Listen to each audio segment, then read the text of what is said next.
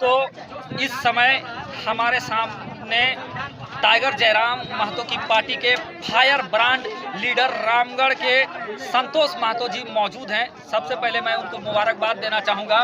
इधर संतोष चौधरी जी हैं, इधर संतोष महतो जी हैं। दोनों को सचिव बनाया गया है, शायद सचिव जो मेरे संज्ञान में है सचिव बनाया गया है। और आफ्ताब अंसारी के नाइंसाफी पे आवाज़ उठाने के लिए दोनों भाई यहाँ पर मौजूद हैं। मैं संतोष भाई से जानना चाहूँगा कि आपने रामगढ़ के इस प्रकरण को किस नज़रिए से देखा और सरकार से आपकी क्या मांग है संतोष भाई?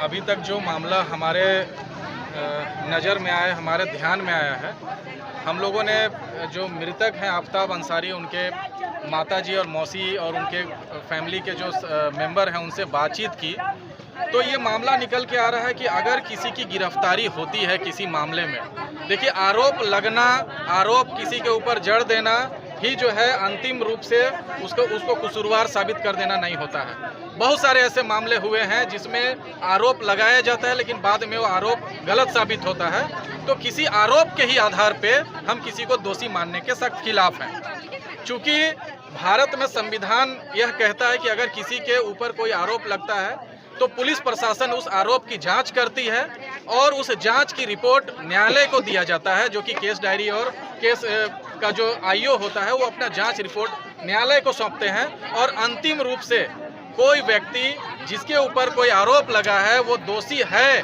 कि नहीं है, और अगर दोषी है तो उसकी सजा क्या होगी, उसका निर्धारण करने के लिए भारत में संवैधानिक रूप से न्यायालय अधिकृत है। और न्यायालय के ऊपर कोई भी प्रशासन, कोई भी संगठन, कोई भी व्यक्ति कभी न था, न है, न कभी हो सकता है। जो अभी बातचीत में मामला समझ में आ रहा है, ये मामला ये है कि किसी कथित गुंडई समर्थक संगठन ने, कट्टर समर्थक ने, कट्टर विचारधारा के समर्थकों ने आफ्ताब अंसारी के साथ में मारपीट किया है और उनके दबाव में आके रामगढ़ थाना प्रभारी पीके सिंह, जो पहले भी कई विवादों में घिर चुके हैं, और ये पहले मामला नहीं है जो पीके सिंह के ऊपर इस तरीके का अत्याचार करने का मामला पहली बार सामने आया है। इससे पहले भी जब वो झरिया में थाना प्रभारी थे उस समय भी इस तरीके का मारपीट और गुंडई मचाने के आरोप में उनको निलंबित किया गया था।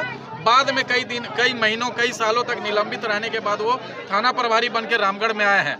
और इस तरीके की घटना अगर होती है, किसी दोषी अथवा किसी आरोपी की अगर खिलाफ अगर कोई शिकायत आता है तो सबसे पहले उसकी गिरफ्तारी की जाती है और इस गिरफ्तारी की सूचना उसके परिजनों को दी जाती है।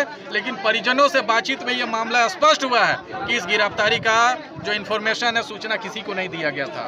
बाद में उसकी पिटाई की गई है। जो मामला हमें समझ में आया, जो हमने अपनी साइकोलॉजी रीड की है, उस आधार पे हमें यह समझ में आया कि मार पीट करके उसकी मौत हुई है और उस मौत को किसी और तरीके से छुपाने के लिए, सबूत छिपाने के लिए, साक्ष्य छुपाने के लिए, और थाना के ऊपर आरोप ना आए उस मामले को छुपाने के लिए इसके मृतक का जो शरीर है उसको भुरकुंडा तरफ फेंक दिया गया है। यानी आप इस पूरे प्रकरण को मॉब लिंचिंग मान रहे हैं? देखिए, मॉब लिंचिंग अलग मामला होता है। अगर थाने के कस्टडी में पुलिस के पिटाई से अगर किसी की मौत होती है तो उसको मॉब लिंचिंग नहीं कह सकते हैं। लेकिन अगर इसमें कोई मॉब लिंचिंग का भी एंगल है तो हम उसकी कड़ी निंदा करते हैं, घोर भर्त्सना करते हैं। और पार्टी हमेशा हक और अधिकार के समर्थन में रही है और जहां कहीं भी अन्याय होता है उसके खिलाफ हमारी पार्टी हमेशा मुखर रही है।